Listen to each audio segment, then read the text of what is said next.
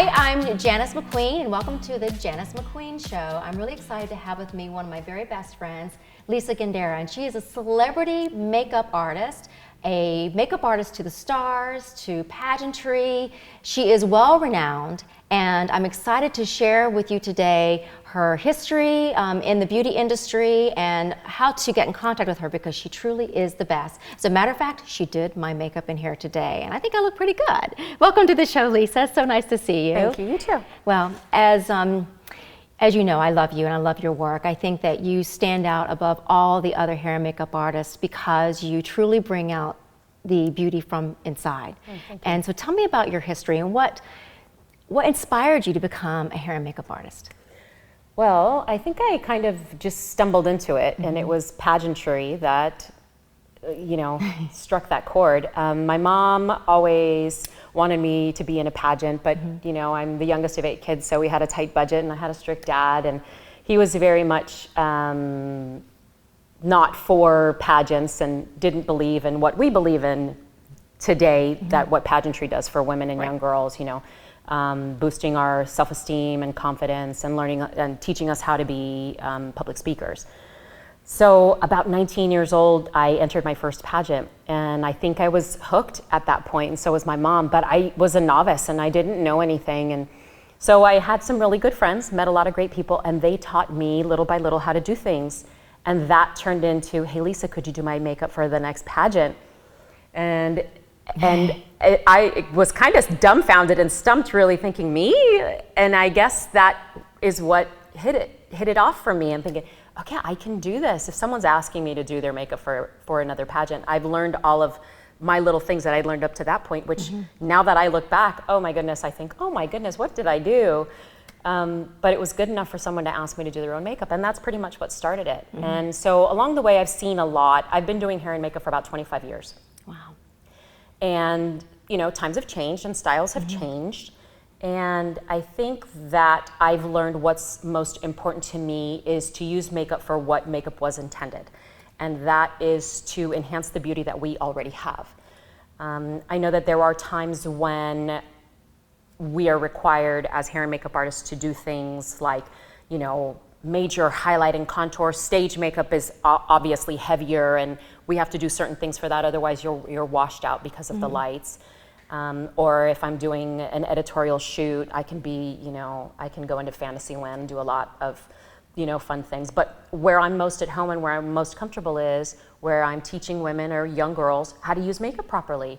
And because we're not taught that, we don't know how to put eyeliner on, and that's the first thing that I get from everyone when I give a lesson is, I don't know how to do this, and I don't know how to put eyeshadow on and blush. And so that's where I'm most comfortable, and that's what I love the most, is because I really care about teaching the client when I'm doing her makeup as well. When I have someone in my chair, I want to give them a really good experience. So as I'm doing her makeup, I give her the little tips and tricks. Don't do this or do this, and just to make her feel more comfortable with doing makeup, because we all want to look good and we all want to feel good. And if we can do that by applying a little bit of makeup every day, then why not? Well, I forgot to mention, Lisa was Miss Miami USA 1992. Yeah. She was my very first Mrs. California United States in 2009, and that's how we became such really good friends. And she is still a sponsor of the United States system today, and she was also Mrs. Chile World. So she's held a title or two, and she really knows all about beauty, not only from without, but from within. Right. And because you also do makeup and hair for the red carpet. Right. We're here in Los Angeles, and of course in Los Angeles you have many celebrities on TV and film, and that's probably what you do the majority of your days, but then of course you have pageantry on the weekend. What is the main difference between doing makeup for pageantry versus doing makeup for someone that's going to grace the red carpet? Well, pageantry is a bit different. There are different segments in pageants, and there's interview, and then there's stage makeup. And so for an interview, we want to be a little bit more natural, but being natural doesn't mean less makeup. It means there is a lot of makeup involved. It just has to be a really natural look. You're maybe 5 or 10 feet from the people who are interviewing you, so I can't put gobs of makeup on her face. You can't walk in and look like she's got a 5 pound, 5 pounds of makeup sitting on her face, because that's not what the interview judge is looking for. Yeah, you want to see them. Right. You need to see need to see beyond everything that comes in the room and see the girl. If I'm putting on, caking on all of this makeup on top of her, they're not going to see through that. I'm doing a disservice to my client if I do that to her. I can't bring that into the room. Stage makeup is different. I do have to apply more makeup, which means it doesn't mean that it's more makeup. It means that it's heavier. It's a heavier pigment in my makeup. So it's a different type of makeup that I'm using for stage than it is that I'm using for an interview. So it's a heavier pigment, which means it'll last longer. It's got more color in it. It'll last longer so that the lights don't wash her out.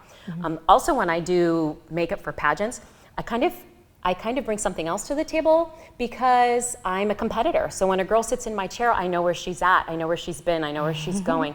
So I can relate to her in that I feel her nerves, I know what she wants, I know what she's looking for.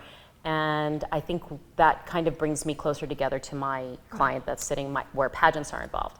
As far as red carpet goes, also I need to use something a little more of a pigmented makeup for a red carpet, but anything pretty much goes with red carpet. But my red carpet clients, they all want to be very fashion forward, but they want to be glowing, they want to be dewy, they want to look as fresh. They just walked right out of the salon and right out of my chair. So I use lots of glowing highlighters and beautiful natural colors and maybe a bold red lip. So old Hollywood glamour is really what's in right now for red carpet. I do have some A-listers, and I can't mention their names because I have non-disclosure statements that I've had to sign with them. But those are the ones that they really just want to look fresh and natural as they walk down. They don't want to be, heavy makeup, and they don't want to look like they just walked out of the Crayola factory. So, well, you actually read my mind with what I wanted to ask you, because you do have A-listers and you have celebrity clients. How do you prepare for that? And do you get nervous when you go in to do their hair and makeup? I mean, I know that I would get very nervous. I get nervous before I do any of my clients, and it's because I care. I want every single one of my clients, from the 14-year-old that sits down in my chair for her first pageant to the A-lister that just walked down the aisle at the Grammys. I get nervous because I want to make sure that I'm doing a good job. I prepare mentally for them. The night before is kind of a ritual for me.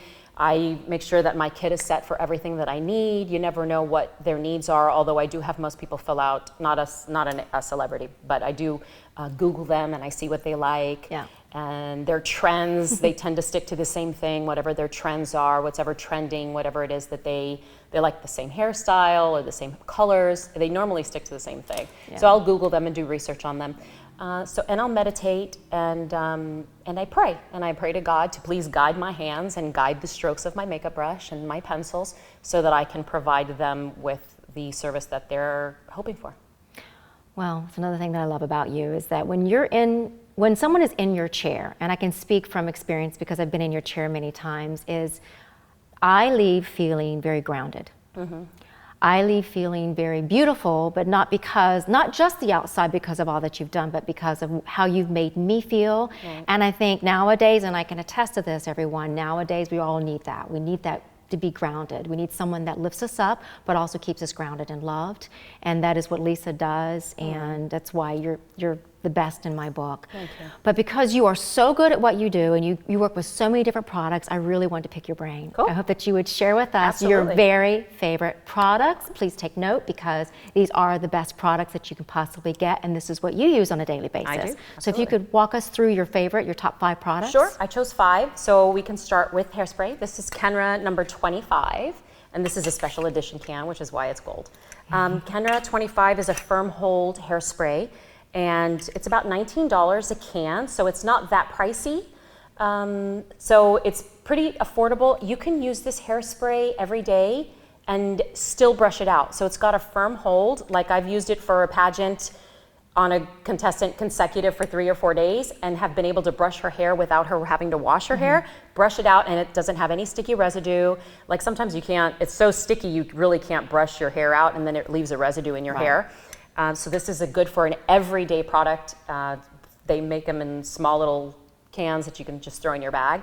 Affordable and perfect for everyday use and multi-use product as well. I always spray a little bit on my eyebrow brush and it tames my eyebrows. So that's a great idea. Yeah. I love that. Yeah, well, because some people are like, oh, well, I need this specific product for my eyebrows. You don't. It's also a multi-use product.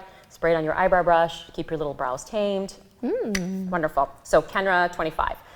We also have Embryolisse. This is a moisturizer. This is probably the moisturizer that is in every single pro makeup artist's kit. If you look in every pro makeup artist kit, it's probably in, I would say, 95 to 99% of pro makeup artists. It's a moisturizer and it doubles as a primer. It's affordable. It's, again, only about $18. And it's amazing for all skin types, all skin conditions. You can use it on everybody. And it's just one of those products that I can't live without. It's not greasy, it's not heavy, it doesn't hold or build up on your skin, and it's absorbable. Really, your skin absorbs this really, really easily. So number 2, Embryolisse moisturizer, fantastic. Number 3, I love this. This is Eve L'Homme. This is Eve L'Homme. It's a cleanser, and this is a little bit on the pricey side. So this is the large container. It's what they call a balm cleanser.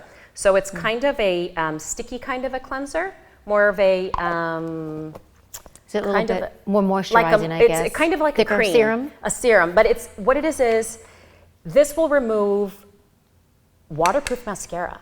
So this little container I think is about $125, but I've had it for 9 months. So it's definitely got a lot of bang for its buck in the fact that it's also a multi-use product where not only am I cleansing my face, I'm also exfoliating my face. It tones your face at the same time, and it's also a moisturizer. So if you say forget to moisturize or you don't want to moisturize, you really don't have to. I always moisturize after with Embryolisse anyway because it's such a nice light moisturizer, but you wouldn't have to with Eve L'Homme.